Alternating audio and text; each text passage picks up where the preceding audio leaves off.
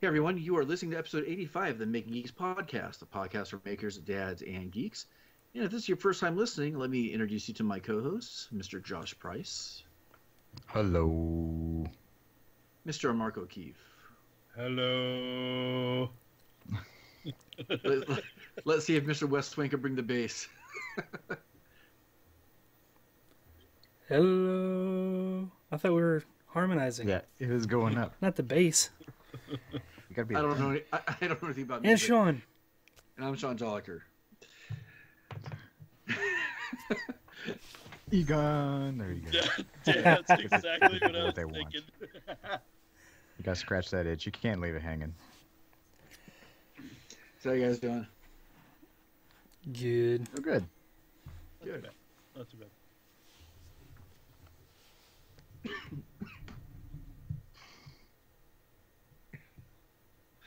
We just talked for like an hour and 20 minutes, and now it's like silence. So what do you want to talk about? I don't know.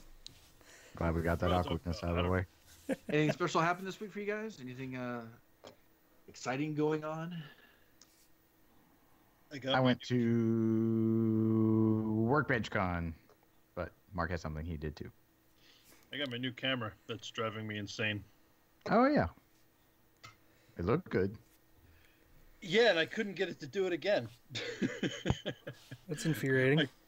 I think it might be, well, part of it is lighting. I am going to need to light stuff because they're... Well, hold on. This is your 3D scanning camera, right? We gotta get context.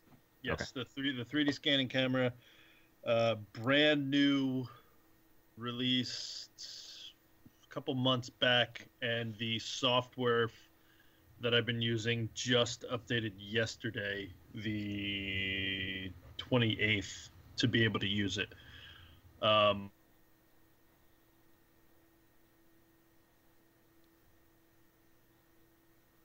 It's not me. That's It's not first. my internet. Nope. Cable guy. Fix your own internet. So those of you listening at home, Mark, our cable internet expert of the group, just lost connection. We need to reiterate. Not Josh. Mark. Josh's internet. Moderate. Mark's on the fritz. And, oh, he died. He disappeared. He dropped out hard. He gone. But I did see that when he 3D scanned himself, it only did the front of his head, and it looked like the back of his head was blown out. Too soon. That's Ooh. unfortunate. Man. Way too many 3D scanning accidents lately. Yeah. Thanks a lot, Intel. Way to go. So what have you guys been doing?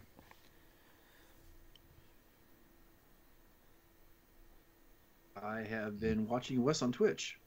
Oh, yeah. Hmm. I recently got affiliate status, which is exciting. Hey-o. Yeah. People can You get, subscribe to me and get bits. They can drop bits and stuff now. They can drop Do you have a bits in little my trash box. can on the side? I don't. I have a piranha plant, Ooh. and it swallows the bits too. All right, you have to explain bits Take- to people because it take took that, me a Bob. minute to try to figure out what in the world bits were and why people cared so much. I'm still not sure why they care so much, to be completely honest. But it seems like people do, so I'm all about it. No, basically, I think it's if you think of the Twitch stream, which is like, for those of you that aren't aware, Twitch is like an online streaming platform for like live streaming, mostly games, but they also have a creative section for people that want to make things.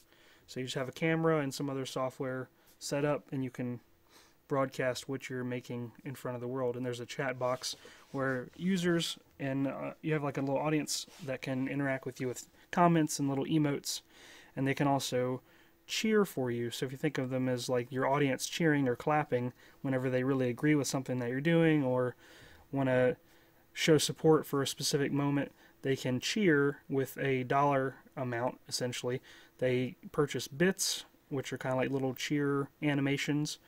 I think it's $1, or it's 1 cent per bit, so they can buy like a bunch of them at once. It's really cheap. That's more than I thought it was. Yeah, I think you can get more at the larger package, like Costco style. If you buy it in bulk, you get more. But They're not like shroot bucks, like they actually have monetary value. I think they're more like Shrewd Bucks, actually. Now that I think about it. But I think I bought 100 for my stream just to try, because I had never bought any, and it cost me $1.40. So you can see the conversion there. They're taking an extra 40% when you buy a whole, a small amount. But anyways, you can cheer in different increments, and it generates like a little jewel on the screen that drops into a bucket, and the bucket fills up with all these jewels, and ones that are worth higher dollar amounts, they're heavier, and they'll actually fall in the bucket and knock a bunch of them out. It's kind of interesting. It's neat to look at, kind of like a little firework display or whatever, and people like doing that. And it also attaches a lot of times their name to the cheer, so you'll see a name scroll across the top of the window, and it'll say, Mike just cheered 100 units Shrewd or Bucks. whatever. Shrewd Bucks, exactly. And it'll drop a little, it looks like a little rupee or a diamond or something into this little bucket, and they sort of get a recognition on screen from that, and a lot of times the streamer will shout out to them thanks, and it's a way to sort of get like a back and forth going with your audience. And for people just starting out in Twitch, you don't have the ability to have bits, and so now I recently crossed that threshold with a couple different measurements, like watch time and audience size, and streaming a certain number of times within a 30-day window, and I've got that ability now. So I just revamped my Twitch stream to have like a theme, and kind of put all the different elements in a certain spot to make them make more sense. And I've been wanting to do this for a while. It's one of those things I haven't gotten around to, and it's actually appropriately themed. It's a Mario theme, shocking. And I was gonna guess 17th century Tea Party. yes, but I want to change it up every. I don't know what the increment is. Let's say every month or a couple weeks, have like a Metroid theme or a Mega Man theme. I really like doing it, like setting all this stuff up and having animations that are specific to that theme, and maybe have some increment where, or some device where they can do the audience can participate or do something where it triggers the next scene to switch, because I can switch it at a button press. It'll change the way it looks, so I could go back and forth, or maybe there's a goal that they can meet and it changes it if people are sick of it, or maybe they can vote for whichever they want. I don't know what the mechanism is, but there's a lot of interesting stuff that can happen there. But going back to the original question, a lot of people have a bucket. I changed my bucket to a piranha plant, and I adjusted the collision for the bits so that there's actually a channel down where the throat of the piranha plant, because he's like looking straight up. So if they bounce around in the mouth of the piranha plant just right, they can fall down, and it's semi-transparent, so you can see them in the mouth of the piranha plant, and they drop kind of down the gullet. I think that's kind of fun, and they can also bounce out. So I'd recommend checking it out if that sounds interesting on my Twitch channel. That'd be cool. Bob has a weekly cheer champ, so whoever gives like the most bits, and sometimes it's bonkers how that little digital thing and how a little name recognition gets people so motivated to give these like incremental pieces of a penny. And so it'd be like, oh, so and so dropped like 1,000, or so and so dropped like 1,200 of these bits. And I remember one of the first times I was on the stream, like not because I was there, but I got to see it in real time. It made like $300 or $400 that day, like actual dollars, not like crazy Shroot things. And it was just like people bantering back and forth, and then like we laser cut a little, like I was a cheer champ, hooray on this day, and so they get like a physical thing for winning that. So I'd also love to do that as well.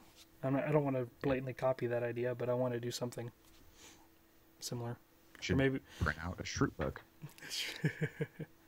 I actually implemented arcade tokens in my channel, so it actually tracks people. The longer you're in my stream, you accrue money, and if you follow, it gives you another, like a group or an amount that I specify, like a little bit larger.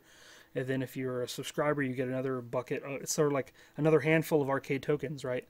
And so I want to have where maybe you can cash in your tokens, like your little tickets at Chuck E. Cheese, and trade it in for a prize at the end. And I really want to sort of gamify my stream, like pretty hardcore. So those are my kind of ideas. Don't steal them. You should make rupees. thought of that too. That'll go along with the theme. So I could do Mario roofies? coins at first, and then I could do rupees at, for Yes, Zelda. I could do roofies. Yeah, Roofie your audience. You get to Spike West's drink. like I enjoy the creation part, not just of physical stuff, but also the digital, like art stuff and animations and things. So it's another way for me to have an outlet in those creative ways. I can alter stuff. I've already had Mario characters run across the screen in little tests that I've done.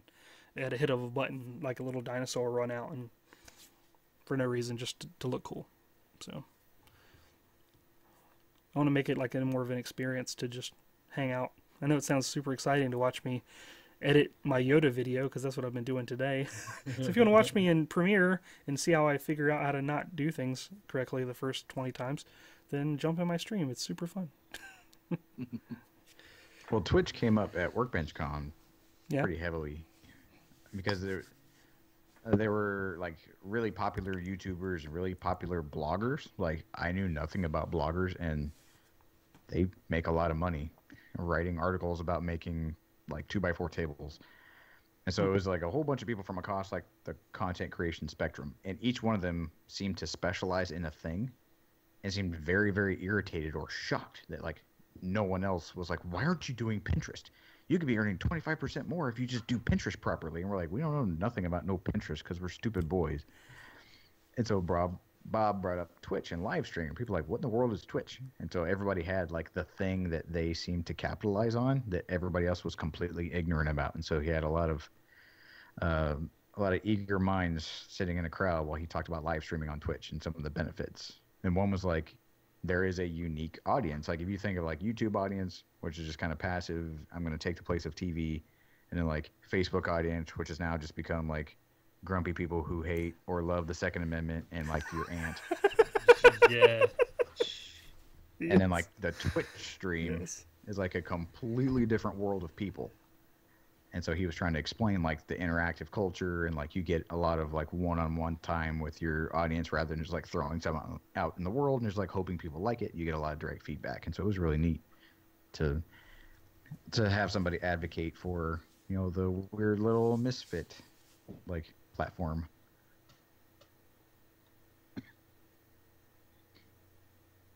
So Sean, what have you been up to?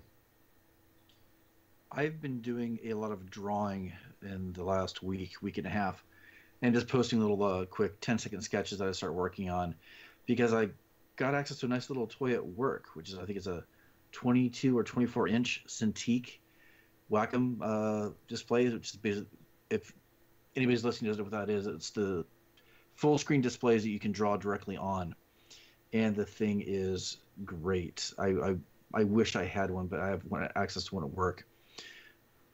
They're so expensive. I looked that up the second you posted that. There's like $2,300 or something. Yep. Does it have to sit straight up, or can you hold it in your lap like a like a sketch pad? Yes. You could. I haven't yet. It's one of the reasons why I'm having trouble sketching is because I have it almost straight up and down. Yeah. It's technically not for my use, but it is going to be for my use, because I just found out that I'm going to be taking over animation. Man, how much are they getting you to do? And they're like, and you're going to be the girls' basketball coach.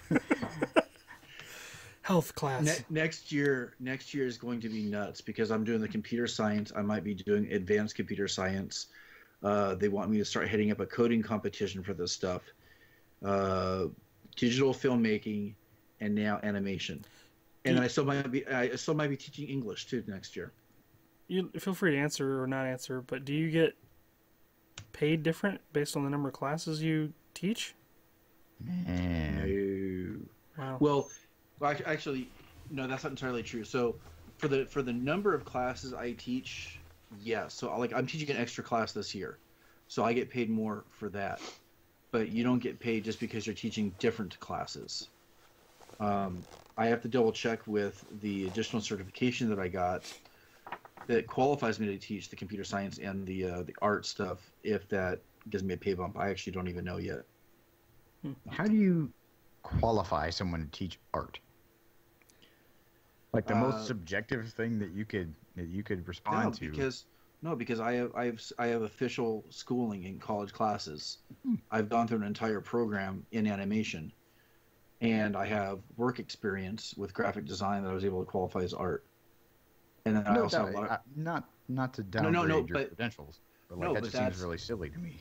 I had to show evidence of all of that. It was a pain. It took me 3 weeks to put together all the proper paperwork to try to convince one of the regional offices that I am worthy of that certification. I am a people person. Yeah. Like secretly, like I'm Banksy. It was me the whole time. Now let me teach 6th graders how to do digital art, please. Yeah, so a lot going on. I'm freaking out at the same time, but I'm excited. And within about a year or two, there's a good chance I'm not going to be teaching English anymore. So I will actually be able to do my full deep dive in this stuff that I so desperately want right now. Yeah. Sweet. Nice. How many comic book characters are they going to have to draw to get an A in your class? 0. Oh. You gotta have them make up their own. Yeah. Yeah, it's gonna. I don't know. I'm gonna have to pull out all my old materials that I've kept from college, and just recreate a lot of that stuff right now. Because I know how to do a lot of it. I don't know how to teach it yet, or what's going to be most beneficial to the student. That's going to be the challenge. For those sorts of courses, are there like standards of learning, like a lot of other more rigorous courses? Yeah. Yeah, we have all that stuff too. I have a little bit more flexibility given in those types of classes. But yeah, I still have to answer to a lot of that stuff. Gotcha. See, Mark, you talked about your 3D scanning already a little bit, right? Yeah, let's try this again. Take 2. Yeah. Hopefully my computer... Apparently, it might not be a software issue. It might be my damn Surface Pro. I've been running into an issue with the whole system locking up and having to do the whole hold the power button thing. But yeah, it's I'm getting there. It's a learning curve. New piece of software, new camera. I did get some really good scans with the new software, though. The new software is so much better. What took me in ZBrush to repair a model that I'm still working on. Is that in my head? Okay. It sounded like my low battery thing on my headphones. What took me... I'm still working on a model that for like 3 or 4 weeks now, just to touch up all the artifacts that didn't scan properly. With the new software and the old camera, I can clean up the model in about 20 minutes. So the quality of the scans is significantly better. And so I'm working on that. I just finished soundproofing my X-Carve, and I'm on the verge of making a couple things. And I don't know. I feel like I'm at that precipice of stop talking about making supporting things for tools so I can use them, and I'll actually be making things soon, and I'm excited. Do you have like a quantitative difference? Like, did you take a measurement before and after? Asked them the same thing. I'm actually a little disappointed. Just the OSB, I think it's the OSB, the wood pulp they smashed together. Yeah. Brought it down to 65 from 74 with it open. But then I put a whole bunch of pink board, 1-inch pink board all around it and across everything, and it didn't do anything. Yeah, I didn't think that was sound. That's thermal dampening. I didn't think it would do anything for the sound. I thought it would do something for the sound. Maybe like 1 or 2. Because it was cheap enough. Traditional insulation, I think, would actually do maybe a little bit more, right? Like a pink stuff. The pink foam? Yeah, maybe. Did you mount the pink stuff straight to the OSB? Yeah. Maybe give it a standoff. Maybe give it like a 1-inch standoff where there's air in between the foam. I'm gonna do some more research because I know they have those like the foam, like egg carton, but they're not egg carton. Yeah, they're actually that. They're the triangle cut things. I have a couple of those, but they're freaking expensive. I got the ones that look like strips of triangles, and I put those in my workbench where the shot vac and the air compressor were. Yeah. It helped a lot. Yeah. I might have to invest in a lot more of those and rip the pink stuff out, but thank God that wasn't a lot for that project to fail, because that was only, I think, $40 of pink stuff. So I'm not too disappointed it didn't work, but I'm still disappointed it didn't work better than I thought it would. But the way that your feet are on the ground or on the floor of their shop or whatever, you're getting like a lot of vibration through that, and it's like resonating through the whole rest of the room. Do you have to like acoustically separate? No, I don't think structure? it's that. I think it's because it's just the router. You can hear it coming through bits and pieces. So, because this stuff is so pretty dense. I mean, it's meant to hold in heat, so it's so pretty dense, and it's going to transfer those sound waves. Yeah. Something that's going to break either up. way, closed it in the corner. I can run it while the baby's sleeping. That's awesome. Mission accomplished either way.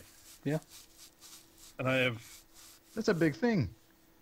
That's a big thing in this podcast world. You finishing an enclosure and having that X-Carve up and running is a monumentous feat. Yes. I'm very proud of you, sir. I'm bound. Episode 85. From what? Episode 1.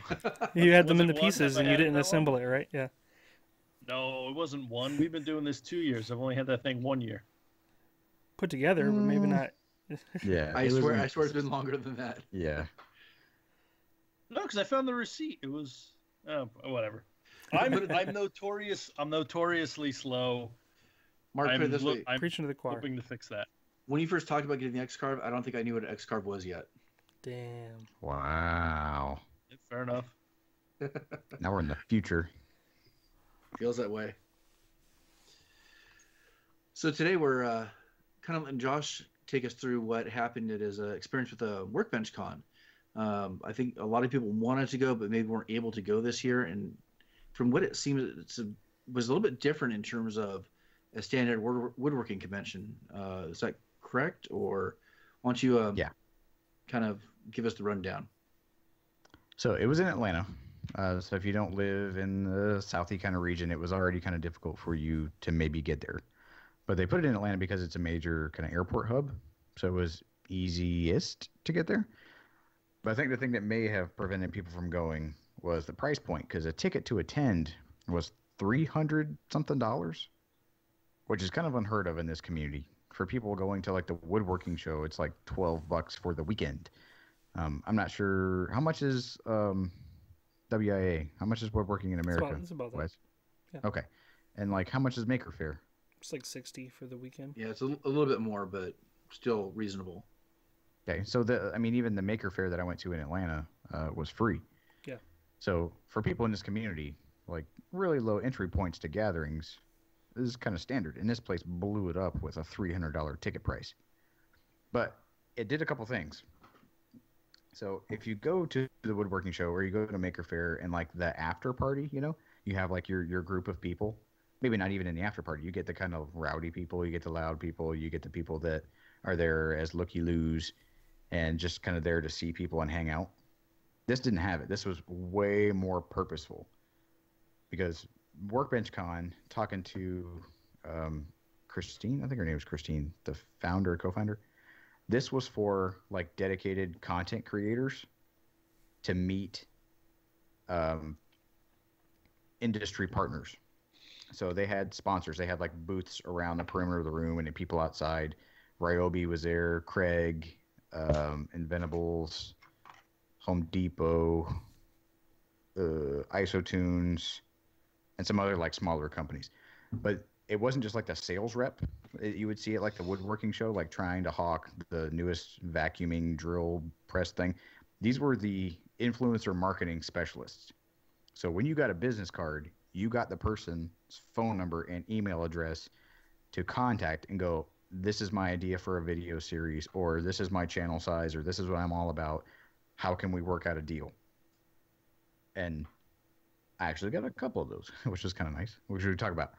But they offered like talks. So Bob did a talk on like ancillary content besides your main thing. We talked about like Twitch and podcasts and whatever. Ben Ueda was there talking about how to maximize things. He does his standard Ben Ueda talk. If you've ever heard him talk, he speaks with Yale eloquence about making a whole bunch of money out of concrete and making yourself the best form of yourself. Who else? Evan and Caitlin did a talk about growing a young channel, which was actually pretty good. And if there's ever a thought in your mind, Evan and Caitlin are that way in real life. So they don't, like, at 5 o'clock, they don't just, like, throw on their Texas draw and start screaming at each other and, like, flip the switch. They must have some kind of implants in their cheeks to prevent it from hurting from smiling so much. But they're real people, and they're super fun, and they're really nice.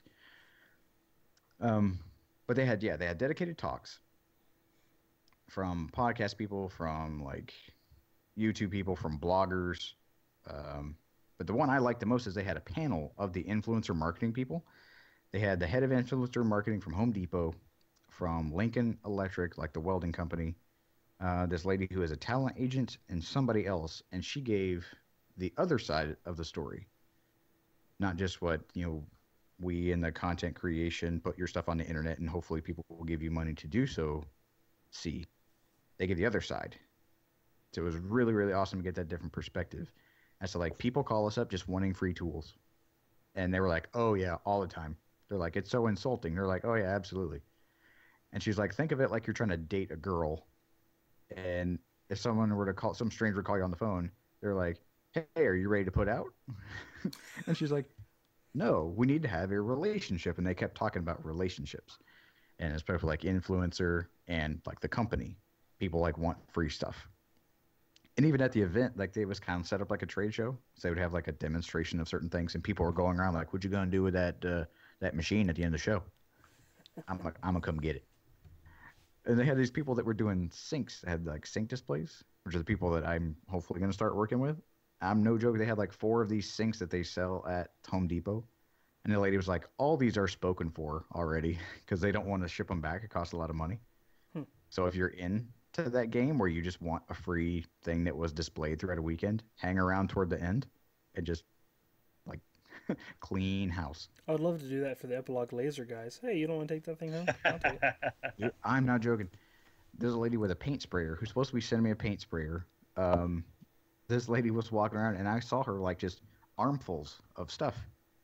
They had, I think Rust-Oleum was there doing like stain and finish. She had a box full of it. Then she had a paint sprayer. And then she had a portable paint booth. And she would just go around like, what you going to do with that thing? You don't want to ship that back. That thing is heavy. I'll take it off your hands. I went and put it in the back of her car. She was making out like a champ. It was great. Huh. But I guess back to the point that $300 got you direct access to like very influential people in the community. And how they do what they do, like specifically. And it got you direct access to those people that you're always hoping to talk to. Or you get really jealous that people are getting deals with and you don't know how to get a deal with it. They were there. And you got fed. So they sponsored breakfast or they catered breakfast and lunch every day, which was kind of awesome. So yes, it was a high price point, but it was well worth that price point. And I can say that for someone who did not pay that price point, but which is very hypocritical, I understand. But I would have paid that amount of money knowing after the fact, because this was the very first one, and so no one knew what to expect. I don't know what you guys came to expect of this thing, or why you chose not to go. Was it just geography, or was it price point, or something that you weren't interested in? Price point. Okay. Because you had to buy tickets all the way from California, too. Yep. Price point, and I kept getting flashbacks of the scene from Something About Mary where he's talking about, like, you've seen 7-minute abs? How about 6-minute abs? Just like the salesman kind of thing. Like that whole shtick of, I don't know. What about it's probably unfair to make that comparison, but that's just kind of my initial thought when anybody's got that sort of get rich quick kind of vibe. Okay. And so that turned me off a little bit, even though it might not be justified, obviously. But that's just my first thing. I honestly didn't know what it actually was. I thought it was just another woodworking convention, but I didn't look any more into it because of the cost. And I'm probably anyways. So this was definitely not the Grant Thompson make your millions on YouTube. This was learn how to improve what you already have in actual tangible ways. And if you wanted to make a connection with someone, like they're right over there and they're bored because they've been sitting around all day long, go talk to them. It was weird for me in particular because like the duality of what I have right now. Like I have my small channel that's still trying to reinvent itself, and I belong to I Like to Make Stuff. So there were a lot of people in the community that showed up. They're like, "Oh, hey, Josh is the thing," and some people knew me before I worked with Bob, and some people only know me from working with Bob. So that was kind of neat. But going to talk to somebody, you all had like name badges, and my name badge had Josh Price. I Like to Make Stuff. So they're like, "Oh, you work there? Oh, that's your channel." I'm like, no, not really. Kind of, but sort of, but not really. Like, you should still work with me anyway. And so I had to pitch my channel reinventing itself to a couple people, and have we heard that pitch? It worked out really well. Huh? Have we heard that pitch? I don't think you guys have heard that pitch. But it's pretty much like I'm going into a contractor grade house. So I had this little slogan, like I'm going to turn contractor grade into Pinterest worthy. And so I'm going to take all the normal boring stuff that you get in a house and upgrade it and show people how easy it is to make like really lasting, like valuable upgrades to your house, like without having to hire a contractor. So the sink people like were super interested, and Craig was super interested. And so I actually had a conference call today, like with the sink people, which was kind of funny. It was like LK sinks that I guess are exclusive at Home Depot. So we get some sink money, hopefully. But I mean, it was so weird. Like I would have never thought about like sinks. Like you immediately go to in this community like power tools. Like who can I talk to about tools, or who can I talk to about something along those lines? Like, and the sink people were the loneliest booth, and like a killer whale to an injured seal. I was like, that's where I'm going. But so yes, it was not a Tony Robbins or a Grant Thompson, this is how you make your millions thing. Yeah, it was the very first one, so no one knew what to expect. Even like the people who put the thing on, like, didn't know what was going to happen. So that was completely valid. I wish I would have known a little bit more, or even have the curiosity to ask, because that sounds exactly what I want out of VidCon, but VidCon is never going to be that for me. And yes, I've talked to Bob about that. I've talked to other people that were there at VidCon, and yeah, and see now I don't necessarily regret it, because I still couldn't swing the ticket. But well, they're definitely going to do it again. Yeah. I mentioned Bob in that vein. He said this is like VidCon meets Maker Faire, or VidCon meets like a woodworking show, and the price point was kind of good because you got people that had a reason to be there or who wanted to go there. Yeah, the lobby in the hotel like was surprisingly civil. What do you mean surprisingly civil? Yeah, explain that to us a little bit more, Josh. No, I mean you can elaborate whenever you want. Don't keep us in suspense. Drum roll.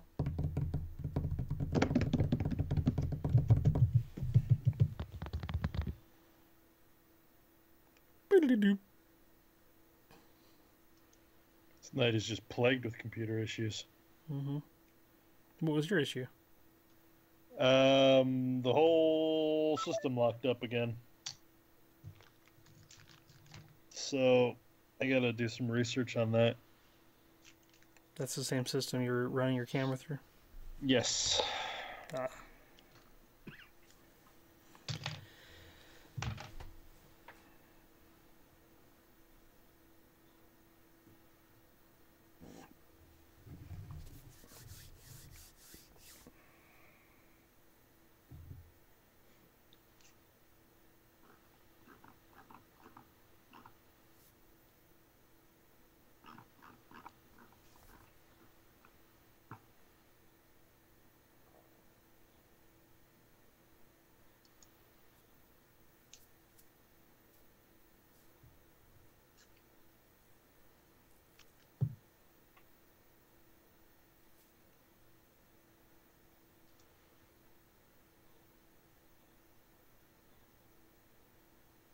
Maybe he ran out of quarters.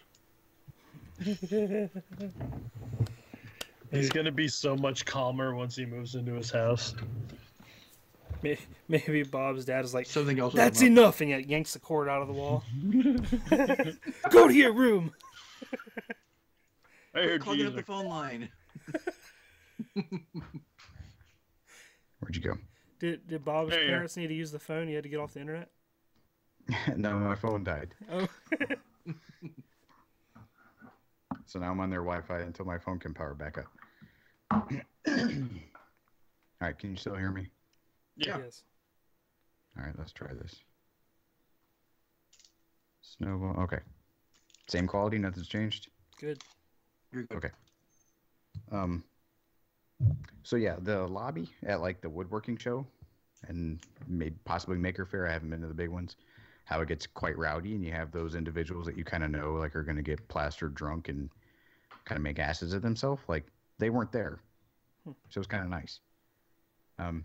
Besides the people that we know from the YouTube community, they also had a whole host of bloggers and like Pinterest aficionados and things that seem really foreign.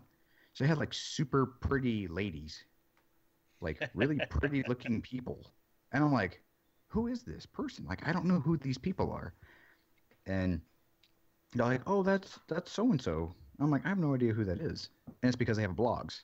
And that's where they make all their money and they make their time and they dedicate themselves. And so it was like, oh, what does that person have to say? Because I'm sure that there's some value they have that I know nothing about. And we had a dinner because I went with Bob. I was invited to the Home Depot and Dremel super fancy dinner at this mega swanky restaurant in Atlanta. And so they set the tables up like you had assigned seating. And the menu, the set like chef's menu had like your name etched in on this fancy menu at the top. It was kind of baller. But they put me around people I had never seen before. Had no idea who they were. And I probably wouldn't have chosen to sit next to because it was out of my comfort zone. The lady sitting next to me, her name was Sarah from the Ugly Duck Workshop or Ugly Duck Farms or Ugly Duck something. She is a huge blogger and has like 2.3 or 3.3 million followers on Pinterest. I'm not sure how you get followers on Pinterest, but I had like a dedicated like face-to-face like I'm not eating my salad, waitress. I'm learning how to Pinterest kind of conversation. And she was looking at Bob and I and just like looking at us like we were idiots. Just like, why don't you know how to Pinterest? I'm like, I don't know. Like, bet you can't do a front flip. Why don't you know how to do that, girl? But she was like, you're missing out on like a 25% revenue boost by ignoring Pinterest. Can you sell us on it in 5 minutes or less? Could I? Yeah. No. How do you control Pinterest? She did. I just could make go in you and that. like She pictures. could make you. What's the thing is she made Pinterest sound so crazy that like you create boards and then your followers get access to those boards, but you can't populate your boards with just your own work. You have to do it with like-minded work. So you go find other people's stuff and put it on your board, even though you didn't make it. I've done all that. It was so crazy. And I remember she had Bob and I like slack-jawed, kind of ignorant, looking at her like, explain to me what it is that you're doing. And it was like that South Park bit with the gnomes. And she was like, you do this, there's Pinterest, and then like blah blah blah blah blah blah blah blah profit. So we might need a follow up to this because I understand how Pinterest works, except for how to monetize the damn thing.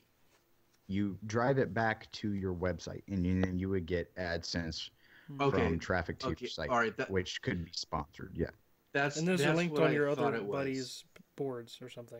You're like cross-linked. And that's really what we had to like draw out of her. We're like, and how do you get money? Like this money that you say that we're missing out on. Like, do people show up to your house and they hand it to you? And that's exactly why I don't do Pinterest, because I really don't like that game. But if your channel's big enough and you're able to drive the most traffic, yeah, it makes sense. So for somebody like Bob who's going to be getting that traffic, I get it.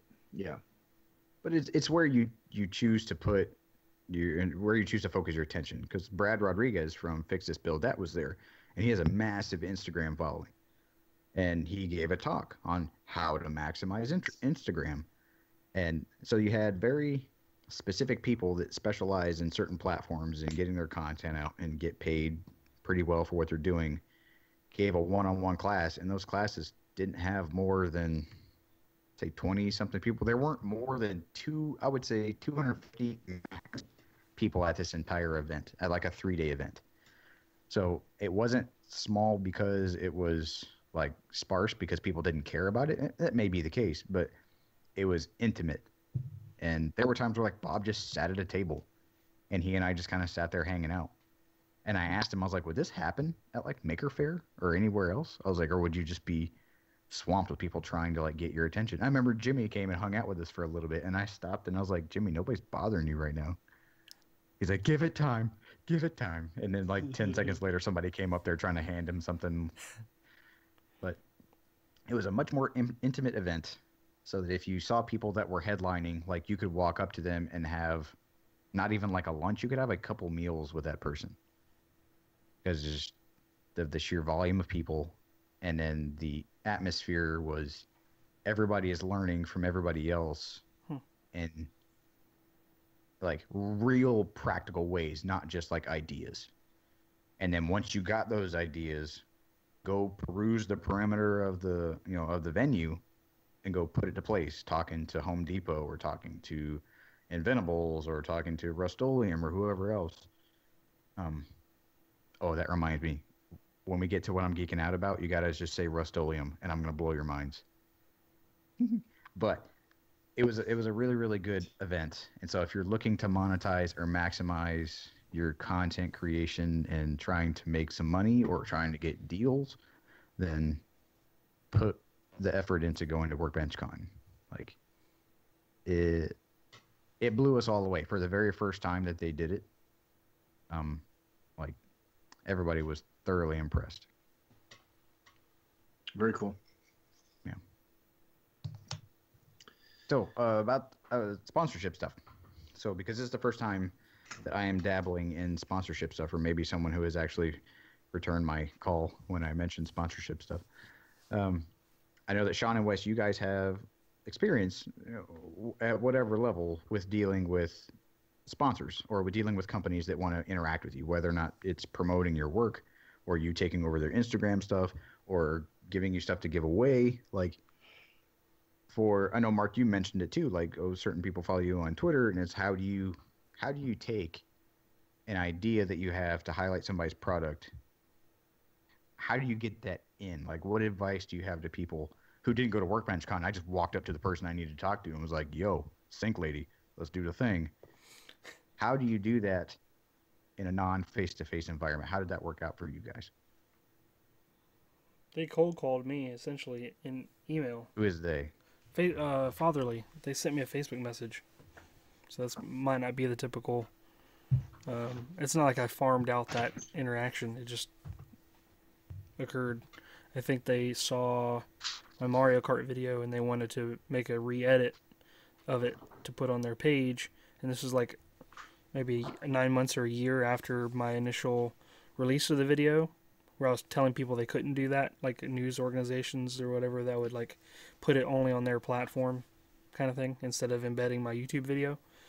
And it was 9 months after the fact, and I basically wasn't getting hardly any traffic anymore, so I figured it would boost some traffic, which it did.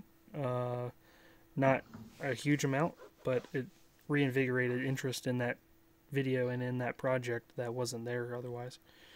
But that started a conversation, and I sent them a link to the Mario cabinet that they did a video on.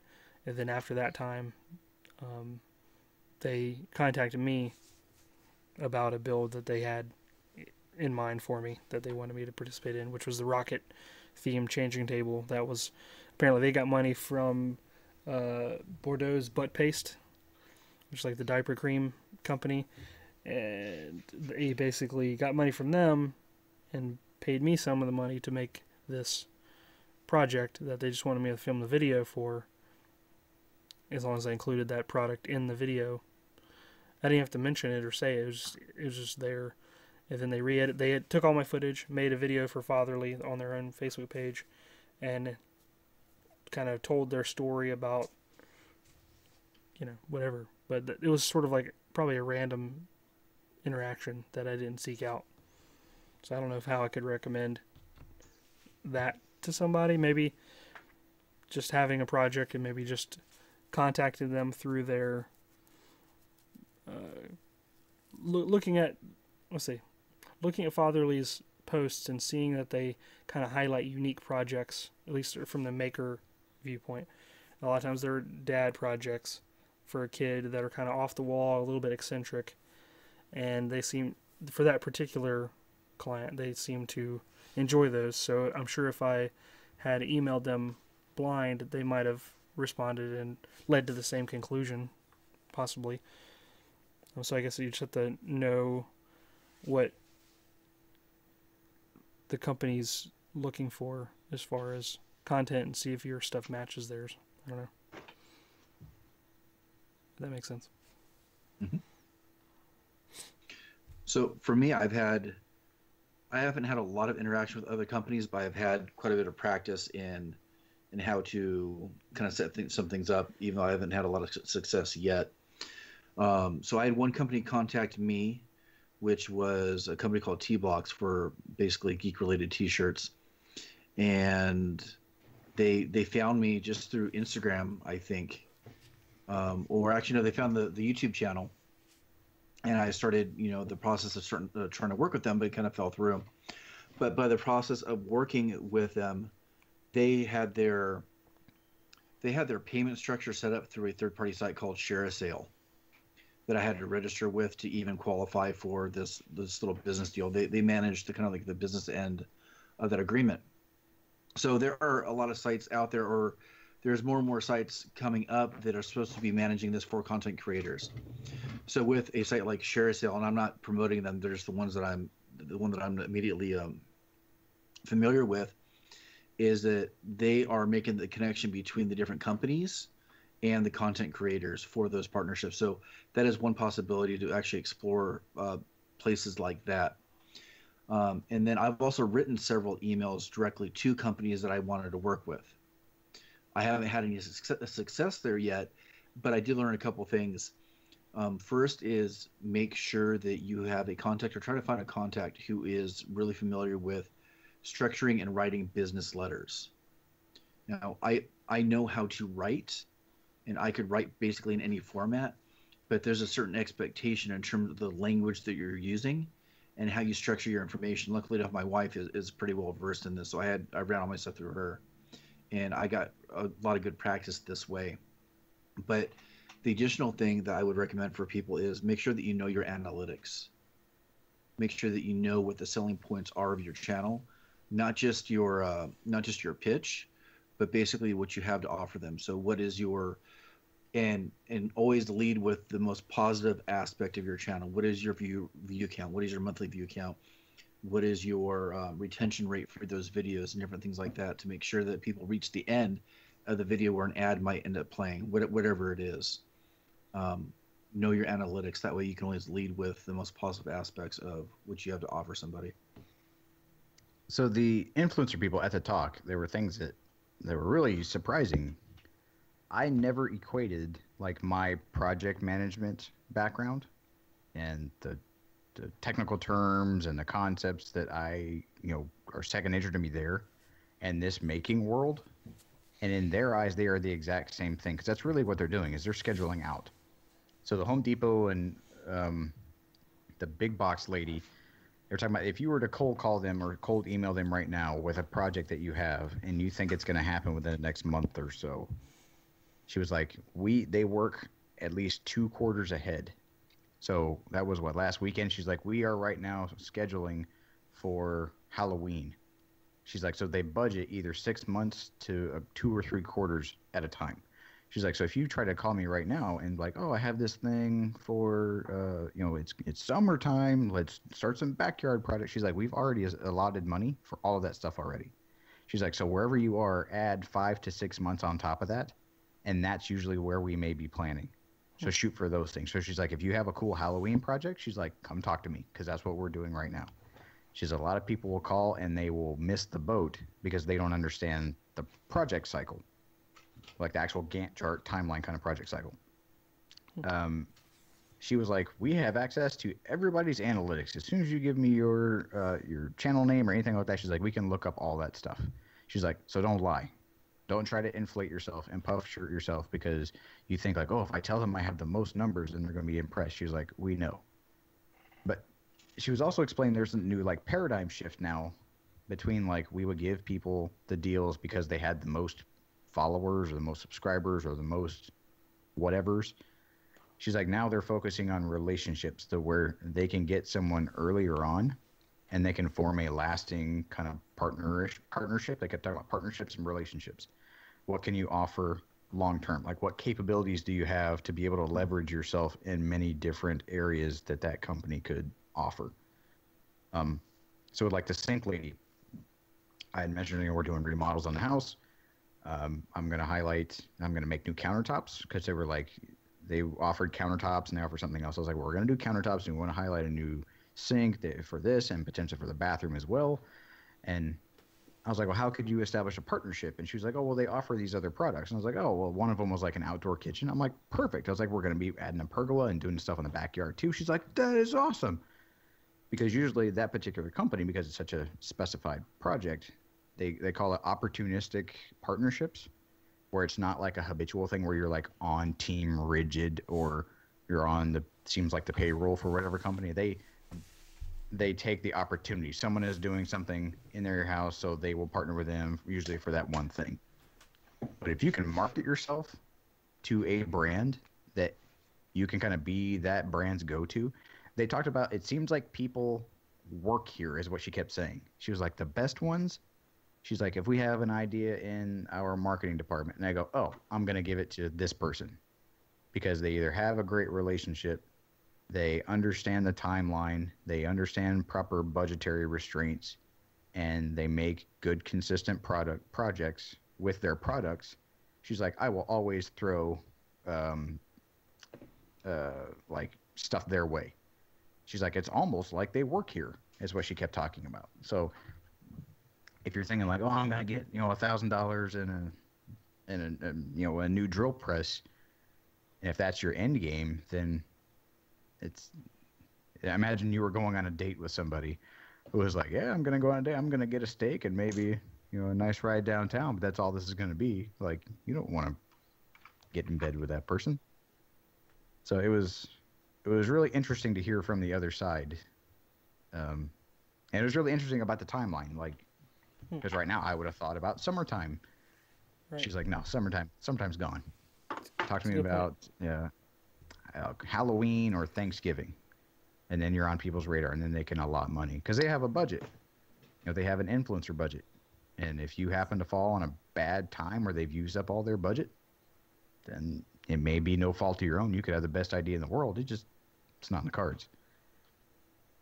They mentioned a media kit, which I know some people have and some people are against, which is pretty much just like a dashboard style PowerPoint maybe type presentation that talks about your channel. They want to know who your target audience is to see at a glance if who they are trying to attract to their products matches the people that watch your stuff. Because it could be very, very specific. They could have a very niche product that goes out to a certain group of people. And if your followers or your viewers or listeners or whatever are those people, then you're a perfect match regardless of the size, which is something that they said they had a great awakening and they're able to understand now, is that target marketing is not necessarily you have 1 million people on YouTube, is that you have a channel that's dedicated to this that falls in line with who we're trying to sell to. That really must be where the conversion comes in, because it's not just about exposure to as many people as possible, but exposure to people that will go out and more potentially buy their product. And that's one thing, and that's flying. You can make a video all day long, but they will know how is that going to translate back to money for their company. Because you could talk to the influencer, and the influencer could be as savvy. They could know all the people in the community. They're like, oh, you built the Pac-Man thing. Like, yes, I absolutely know who you are. They answer to the marketing director, and a marketing director doesn't give half a rat's ass who you are. They want to know how much did we make in this quarter, influencer people, your people are not putting up numbers. So everybody has a boss, and that boss cares about money. And so that's always the bottom line for these companies is they could pay you what they want to pay you. They could give you as many free widgets as you can handle. How are you going to turn that into sales for them? And if you come in with that mindset that you're there to make them money, and then you're probably going to get your foot in the door a little easier. Which is how, like, I have a super small channel. That's exactly how I approached the sync people, because they were interested in doing work with Bob. And I'm like, yeah, that's great. You're going to get a higher return on investment with my channel because I'm going to give you dedicated content for product. Whereas you want to deal with I like to make stuff, you got to go through agents, and that size comes with, red tape. Well, not even red tape, but like a more substantial investment contract agreement. Yeah. It's like, so looking at smaller channels that are going to get you what you want is return on investment. That's always a good thing, because the higher return on investment they're going to get, that equals more money in their pocket. So market yourself like that, and don't oversell yourself because you're just going to look foolish because they know everything about you. So WorkBenchCon was cool. If it comes around again, I don't know where it's going to be next year. They had mentioned 2019, but talking to the founder, asked her if she broke even. I was like, did you at least break even? She was like, up to a couple weeks prior, they had not. Because it's a lot of money to host that thing. They had a nice venue. They had catering. It's a lot. They paid some of the speakers to be there. They had hotel rooms for certain people. And so, there was money dropped all around there. But next year, I would absolutely anticipate there being more sponsors, more of those businesses around the walls, because this was just as valuable for them as it was for the content creator. So just because you pay $300, it makes you feel like you have access and you're getting in and you're getting direct access to those people. They had just as much stake in that game trying to find people to properly represent their brand as you thought you got trying to talk to the influencer marketing person from Home Depot. So it was definitely mutually beneficial for company and creator. So there's going to be more companies next year. And rightly so. There should be more content creators, because it really was worth the money. So sounds good. Yeah. So was you going to go to a working show next week? Sorry. Yeah. Knowing what you know now, you're still going to go to that? I can't go backwards in time, so yeah. No. I almost don't want to go now, because now it's just like a big drunken Were you going to hotel go? room hangout. I thought about it. Oh. I'm going to close on my house next week. Hopefully next week's podcast will be recorded from my own house. It's in 2 weeks. But yeah. I'm still looking forward to going. I think I still will go. But yeah. I can see the annoyance of some other people that aren't there for the same reasons, causing some conflicts, making the environment less than ideal. But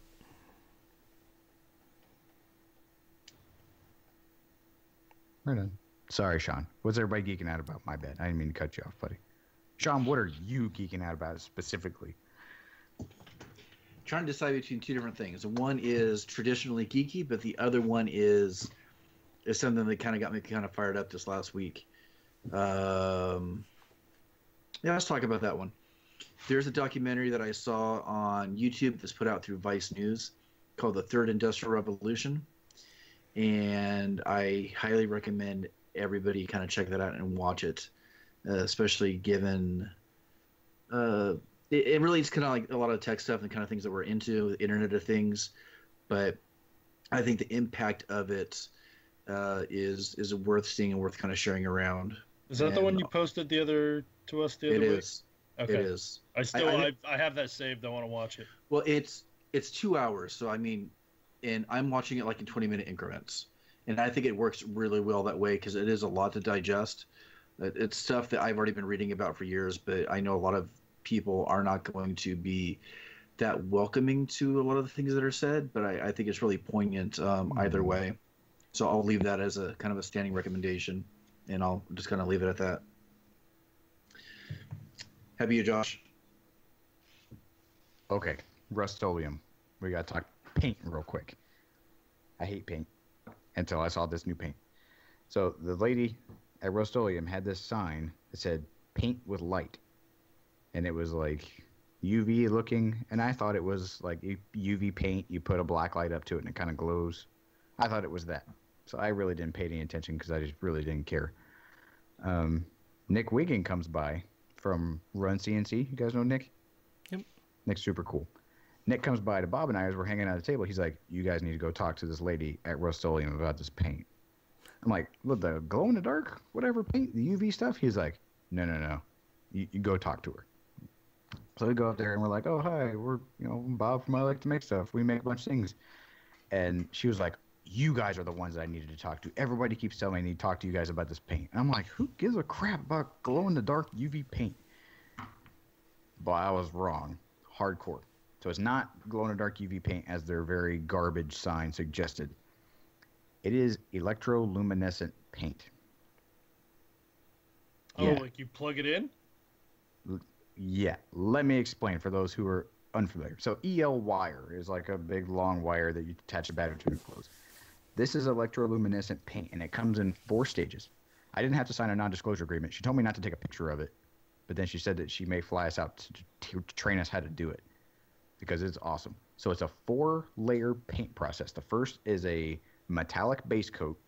It looked copperish. Lay down another layer on top of that.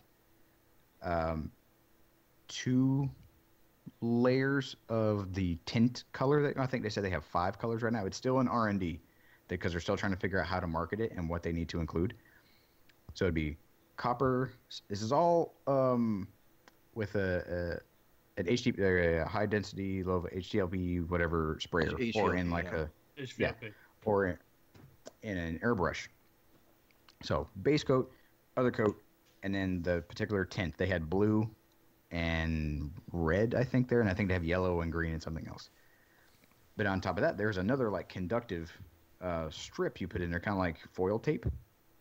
And then the base layer and then the foil tape would have to stick out a tiny little bit somewhere, and there's your positive and your negative. And you light it with, they had 2, so like 18 volts. They had 2 9-volt batteries hooked up to it, and the entire thing glowed. Not glowing like retains UV light and then emits UV light like something glows. It emitted straight up light as big as you wanted to paint on whatever you wanted to paint. And we just stood there, and like I immediately was like, we could make this, and it went crazy because she was trying to determine whether it was even a viable product and who it would be for. And we're like, the prop industry, like I was talking about like a motorcycle helmet, like right. You could hook Tron, that thing all up the to things. an Arduino. Yes, Tron, yes. Everything. Tron, all the things. I was like, you could put, and it was like semi-opaque, so depending on the color, like you couldn't really tell until it was glowing, and then it would just boom, it would just shine up. It's like you put like hazard warning lights on the thing if you wanted to make. I said you could make like Christmas lights if you're just super lazy. You could just paint all your Christmas lights on your house and just leave them up year round, and then just plug them in at Christmas time, plug a battery into it, and your whole house would like shine. You could hook up to an Arduino and have like a light show on an infinite surface just based on this paint. It was crazy. And so she was very excited at all the ideas. I could see that being used for a lot of things. A lot of things. I mentioned a motorcycle helmet. I'm like, paint the motorcycle helmet so that half of the helmet glows at a time. So if you want to turn left or right, you hit a turn signal, and then that whole half of the helmet starts blinking, or the other half starts blinking, or you put red lights that are all painted. A light bulb or an LED strip, it's the surface of the thing. She said it was big in the automotive industry right now, which I think is what was developed. Some guy who did like custom car paints came up with this idea so that the car could emit light. But they're making it for like a commercial application for like smaller scale. Like, she was asking us price points. It was in that kind of level of infancy. But it was awesome. And the potential, like, ramifications of something that cool were pretty staggering. That makes me wish I still had my motorcycle. Yeah. So it was pretty bonkers. So I was geeking out over, I've never said this in the world, like, I was excited about paint. Mark, what about you? Oh, excuse me. I don't know. Just I have 3 projects that have been sitting in my mind, and now that the X-Carve is really close to being operational, 24 hours a day, I'm really excited to get them cut out.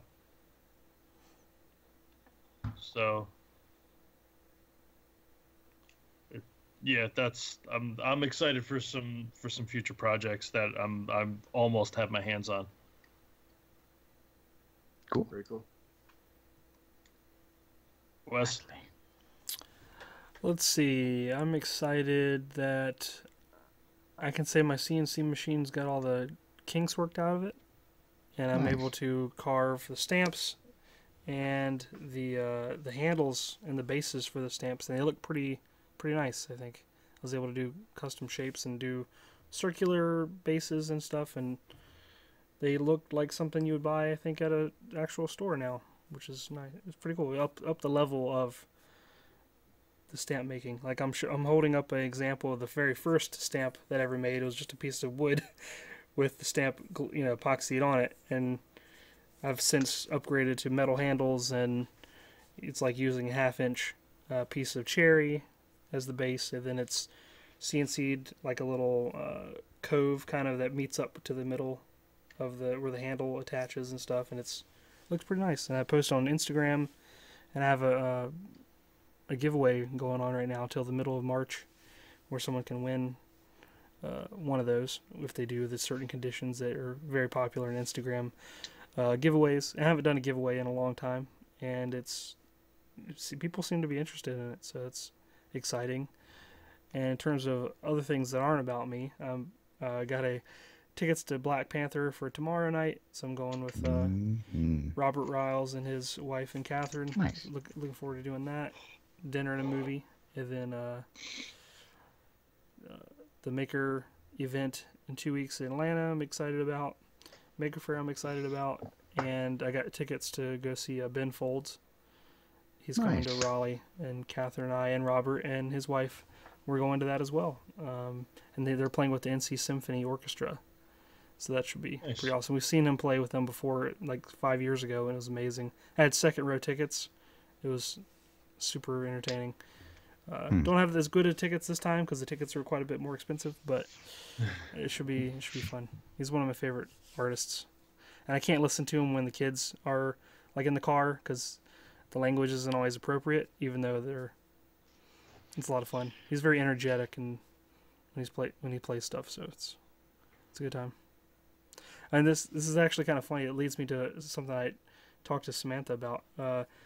I mentioned the Ben Folds and how they're, I was like, oh, I want to listen to a Ben Folds song on Alexa, and Samantha was there.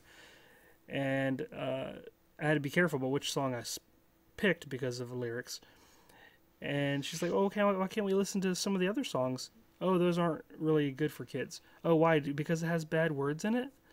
She says. And I'm like, yeah, what kind of bad words do you think they have? And she goes, like words like the S word. I'm like, well, what's the S word? Like trying to see how far she's been corrupted by the age 7. And she's like, like stupid. I'm like, sweet. There you go. That's right. Yes. We don't say stupid in songs. So like parenting win. All right, cool. We've sheltered you for this long. How much longer? You'll check again next year. Yeah. That's like when Deacon wanted to name the hedgehog Scotch. We're like, what? He's like, yeah, like Scotch tape. We're like, Scotch tape. Of course. Yes. Scotch tape.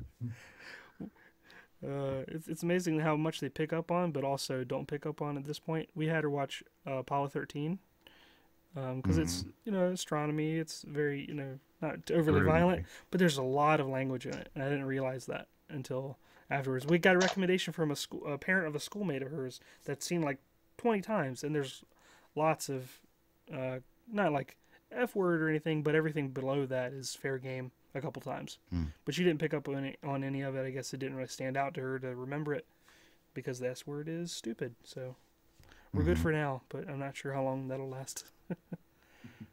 There's a couple of curse words in Black Panther, but they're really quick. Deke watched it and he loved it. There's a great message in that movie too. It was a good movie. Sweet. Yep. Well, we'd love to hear from all of you. Please visit our website, makinggeeks.com. And we have a contact page where you can get a hold of us and ask us any questions, make any suggestions for the show, and check out our homepage as well, where you can listen to all of our past episodes and all of our guests that we've had on our show, which I think we've had a good, 10, 12 guests? I haven't actually done a count yet. But we've had a good collection of guest spots on the show, so you might want to check that out. Remember, that's makinggeeks.com. And you can find all of our social medias on Instagram at Making Geeks Podcast and Facebook and Twitter at Making Geeks. I'd like to thank our awesome patrons over at patreon.com/makinggeeks for keeping the show on the air. Their contributions help with hosting fees and trips and equipment upgrades and things like that. And we also like to thank our top patron, Mr. Seth Williams. Thank you, buddy, for your support and all of our patrons. We do appreciate it. And you can find us all individually all over the internet. You can Google Geeksmithing to find Wes's work. Sean is at Geek Builders. Mark is at Asylum Designs. And I'm at the PI Workshop. I'd like to thank you all for tuning in every Saturday and hanging out with us. We're thinking about changing up some stuff on the show. We're about to cross over a pretty monumentous milestone for us here at Making Geeks. We're talking about maybe recording one of our big shows at Maker Faire. So if you are a little follower to the show, we'd like to hear from you specifically about Maker Faire. We have an idea of what we'd like to talk about, but if you're going to be at Maker Faire, we would love to hear from you. So shout us out at any one of those aforementioned social media sites so that we can connect with you. And also, it's going to be a big... Yeah, good. And also add us on YouTube. Look up for the Making Geeks podcast channel on YouTube, because we might be doing some more things on there, possibly as early as next week. Yeah, so we need some practice for live venues. So we may be doing some live shows coming up soon on YouTube. So if you liked the 50th episode live show that we did, tune in, and we can keep that going again. Yeah, well, everybody will be like, sorry. I'm going to run over everybody tonight. I'll just say, keep a lookout at our social medias for the times and everything for that. Absolutely. So we thank you all for hanging out with us every week. It means the world to us to know that this fun little therapy session that we have actually gets listened to and actually is enjoyed by some people. So thank you very much. That means a lot to us, and we hope you have a fantastic week. See you guys. Have a good weekend. Later.